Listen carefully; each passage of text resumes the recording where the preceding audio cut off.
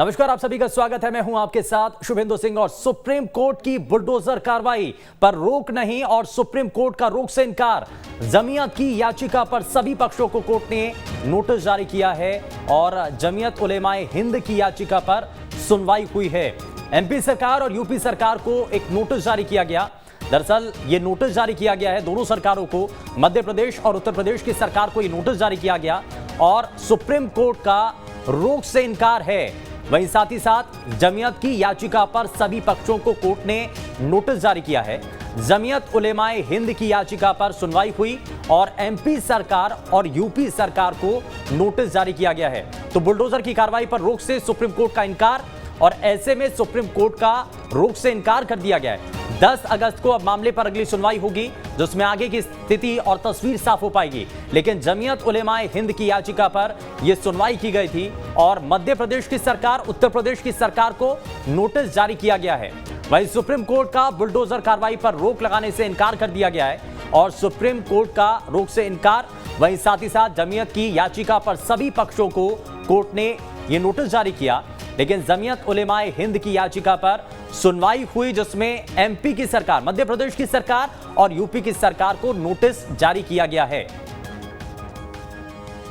तो बुलडोजर कार्रवाई पर रोक नहीं, ये एक संदेश यहां पर मिला है। लेकिन जमीयत की याचिका पर सभी पक्षों को कोर्ट ने यह नोटिस जारी किया है। इसमें मध्य प्रदेश की सरकार और उत्तर प्रदेश की सरकार को भी नोटिस जारी किया गया। और ऐसे में अब अगली जो तारीख है, यानी कि 10 अगस्त को मामले पर अगली सुनवाई होगी और उस वक्त क्या दलीलें पेश की जाती हैं, क्या पक्ष रखा जाता है, यह देखने वाली तस्वीर होगी।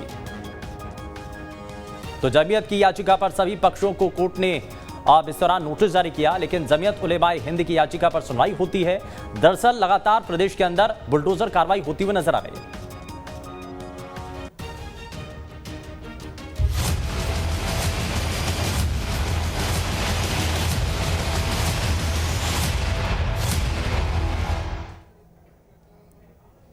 और अब बात सत्ता के सेमीफाइनल की, और दूसरे चरण का जो दंगल है वो लगातार जारी है। और ऐसे में सुबह से ही मतदान किया जा रहा है। और साथ ही आपको ये भी बताएं कि मुरैना मेयर के लिए 4 प्रत्याशियों के बीच में ये कड़ा मुकाबला माना जा रहा है। वहीं इसमें शिवराज सिंह चौहान ने यहां लगातार प्रचार किया है।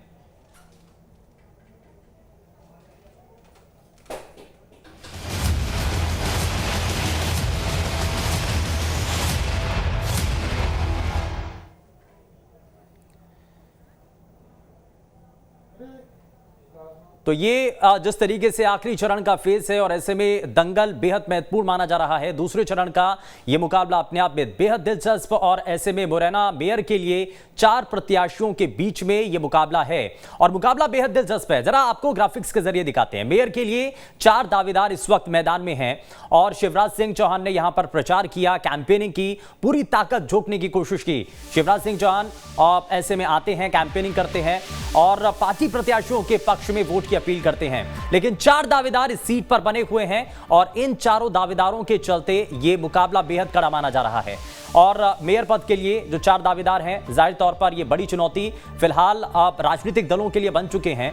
लेकिन इसमें कैंपेनिंग भी की गई। इसमें पार्टी प्रत्याशी के पक्ष में वोट करने के लिए खुद कमान सीधे सीधे मुख्यमंत्री शिवराज सिंह चौहान ने संभाली। मुख्यमंत्री शिवराज सिंह चौहान अलग अलग जगहों पर जाते हैं, कैंपेनिंग करते हैं और प्रचार करते हैं। तो ये लगातार आप मुरैना की तस्वीरें, आप मुरैना के बारे में जान रहे हैं। दरअसल ज्योतिरादित्य सिंधिया ने भी इस दौरान प्रचार किया, कमलनाथ ने भी यहां पर चुनाव प्रचार किया और पुरजोर तरीके से अपनी पूरी ताकत इस चुनावी दंगल के अंदर झोंकी है। अब आप ये देखिए कि बड़ी बड़ी शख्सियत, बड़े नेता मुरैना में पहुंचे और वहां पर जाकर के उन्होंने प्रचार किया। अब आगे बढ़ते हैं, अब रीवा की जरा बात कर लेते हैं। रीवा में क्या समीकरण बने हैं, जरा वो भी आपको दिखाते हैं। दरअसल मेयर पद के लिए जो कैंडिडेट्स हैं वो मैदान में रहे। 13 कैंडिडेट मैदान में। 24 साल से मेयर की सीट बीजेपी के पास रही है।